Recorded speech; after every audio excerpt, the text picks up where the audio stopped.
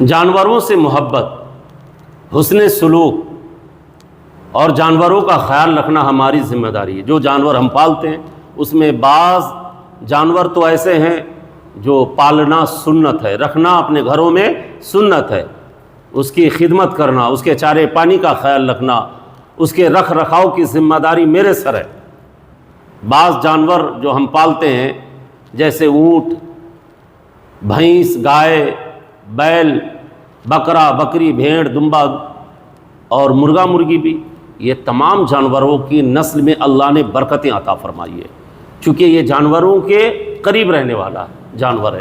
یہ جانور انسانوں کے قریب رہنے والا ہے اور انسانوں سے متاثر ہوا کرتا ہے، اور انسان اپنی ضرورتوں کے کام میں بھی اسے لاتا ہے۔ بعض جانوروں میں ایسے بھی جانور ہیں جو بوجھ ڈھونے کے کام آتے ہیں، دودھ دینے کے کام آتے ہیں، ہے نا، کھانے کے کام آتے ہیں، تو پھر ضروری ہے کہ ہم ان جانوروں کا خیال رکھا کریں، اسے ستائے نہیں، اسے بھوکا نہیں رکھیں، پیاسا نہیں رکھیں، مارے نہیں، ہے نا۔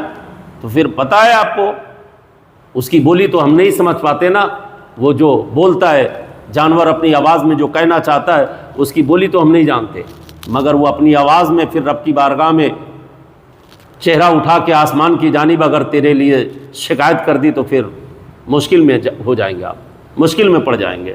اس لیے میرے پیارو، جانوروں سے محبت کرنا، اچھا سلوک کرنا، اس لیے جو جانور کو پالتے اس کے لیے تو ضروری ہے، جو نہیں پالتے اس کے لیے بھی رحم دلی کا مظاہرہ کرنا ہے۔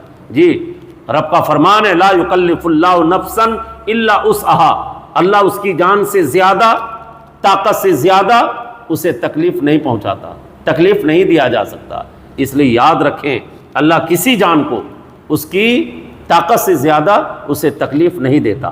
تو جب رب تبارک و تعالیٰ نے رحم فرمایا ہے جانوروں سے، انسانوں سے، ہر ایک مخلوق سے، رب کی محبت تو بے مثال ہے، رب کی رحمت بے مثال ہے، سب کے لیے عام ہے۔ تو اس لیے ہمیں اور آپ کو جانوروں سے محبت کرنا، یہ بھی انسانیت کی سب سے بڑی کامیابی ہے، مومن کامل کی سب سے بڑی کامیابی ہے، اہل ایمان کی سب سے بڑی کامیابی ہے کہ وہ جانوروں سے بے پناہ محبت رکھیں۔ جی، انہیں ستائے نہیں، بجا طور پہ اسے مارے نہیں۔ بعض جانوروں میں ایسے بھی جانور ہیں جسے ہم کوئی کام نہیں لیتے، تو اس کا کیا مطلب اسے ستانا ہے، اسے مارنا ہے؟ نہیں نہیں نہیں، کسی بھی جانور کو دکھ نہیں پہنچانا، تکلیف نہیں پہنچانا۔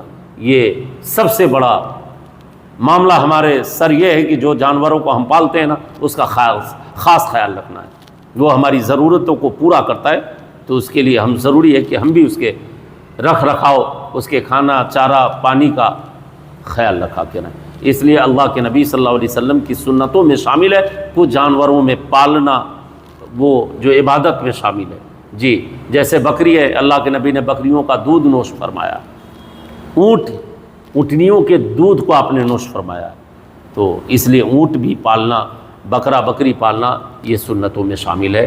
اور جانوروں کو اپنے گھروں میں رکھیں، جو حلال جانور ہیں اس کی جو ہے دیکھ بھال ہماری اور آپ کی ذمہ داری بنتی ہے۔